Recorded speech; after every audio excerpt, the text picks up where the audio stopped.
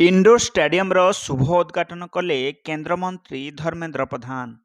ସମ୍ବଲପୁର ଜିଲ୍ଲା ଯମନକିରା ବ୍ଲକ ଅନ୍ତର୍ଗତ କୁଲୁଣ୍ଡିସ୍ଥିତ ଶାରୀରିକ ଶିକ୍ଷା ମହାବିଦ୍ୟାଳୟର ପରିସରରେ ଆଜି ଏକ ନୂତନ ଇଣ୍ଡୋର ଷ୍ଟାଡିୟମ ଲୋକାର୍ପିତ ହୋଇଯାଇଛି।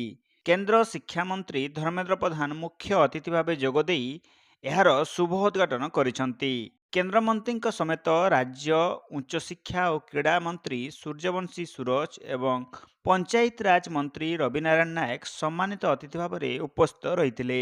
ଲକ୍ଷ୍ୟ ରହିଛି ସ୍ଥାନୀୟ ଅଞ୍ଚଳରେ ଖେଳକୁଦର ପ୍ରୋତ୍ସାହନ ଏବଂ ଶାରୀରିକ ଶିକ୍ଷା ଗ୍ରହଣ କରୁଥିବା ଛାତ୍ରଛାତ୍ରୀଙ୍କୁ ଅତ୍ୟାଧୁନିକ ସୁବିଧା ସୁଯୋଗ ଯୋଗାଇ ଦେବା।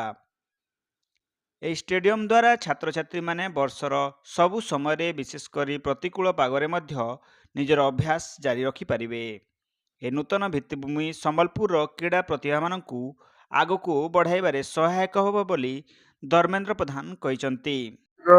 କୁଲୁଣ୍ଡି ଠାରେ ଅବସ୍ଥିତ ଥିବା ଏ ସରକାରୀ ଫିଜିକାଲ ଏଜୁକେସନ କଲେଜରେ ଆଜି ଇନଡୋର ଏବଂ ଅଧିକାରୀ ଶିକ୍ଷକ ମାନଙ୍କର ରହିବା ପାଇଁ ଆବାସିକ ବ୍ୟବସ୍ଥାର ଉଦ୍ଘାଟନ ହେଇଛି। ମାନ୍ୟବର କେନ୍ଦ୍ରମନ୍ତ୍ରୀ ତଥା ଏ ଅଞ୍ଚଳର ବରେଣ୍ୟ ସାଂସଦ ଶ୍ରୀ ଧର୍ମେନ୍ଦ୍ର ପ୍ରଧାନ ମହୋଦୟ, ମାନ୍ୟବର ମନ୍ତ୍ରୀ ରବିନାରାୟଣ ନାୟକ ମହୋଦୟ ଏବଂ ସମସ୍ତ ବରେଣ୍ୟ ନେତୃତ୍ୱ ମାନଙ୍କ ଉପସ୍ଥିତିରେ ଏ କାର୍ଯ୍ୟକ୍ରମ ଅନୁଷ୍ଠିତ ହେଇଛି ଏବଂ ଏହା ପରେ ଏକ ରିଭ୍ୟୁ ବୈଠକ ମଧ୍ୟ ହେଇଥିଲା, ଯେଉଁଥିରେ ଏ କୁଲୁଣ୍ଡିରେ ଏ କଲେଜଟିକୁ କେଉଁଭଳି ଭାବରେ ବଡ଼ କରିହେବ।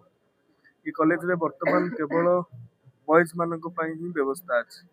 ଏଥିରେ କେମିତି କୋଏଡକୁ ସ୍ଥାନିତ କରିହେବ। ବର୍ତ୍ତମାନ 50-50-100 ଟୋଟାଲ ଆମର କନଜ୍ୟୁମିଂ କ୍ୟାପାସିଟି ଅଛି, ତାହାକୁ ଫେଜ୍ ୱାଇଜ 500 ପର୍ଯ୍ୟନ୍ତ କେମିତି ପହଞ୍ଚେଇବା। ତା ସହିତ training of trainers, coach development programme ମଧ୍ୟ ଏ ସ୍ଥାନରେ କରିହେବ। ଏହାର ଅନ୍ୟ ଇନଫ୍ରାଷ୍ଟ୍ରକ୍ଚର ଏବଂ ଜିଲ୍ଲାପାଳଙ୍କୁ ନିର୍ଦ୍ଦେଶିତ ହୋଇଛି ଯେ ଏ ରାସ୍ତା ଅପର ପାର୍ଶ୍ୱରେ ମଧ୍ୟ ଆଉ ଯେଉଁ ଜମି ଅଛି ତାକୁ ୟୁଜ୍ କରିକି ୟାକୁ ଗୋଟେ ସ୍ପୋର୍ଟସ ଆଉ ଏକାଡେମିକର ଗୋଟେ ବଡ଼ ହବ୍ କରିବା ପାଇଁ କ୍ରୀଡ଼ା ବିଭାଗ ତରଫରୁ ଏଥି ନିମନ୍ତେ ଯୋଜନା ପ୍ରସ୍ତୁତ ହୋଇଛି ଏବଂ ମୁଁ ଆଶା କରୁଛି ଆଗାମୀ ଦିନମାନଙ୍କରେ ଏଥି ନିମନ୍ତେ ବଡ଼ ଭିଜିବିଲିଟି ଆସିବ। ଧନ୍ୟବାଦ।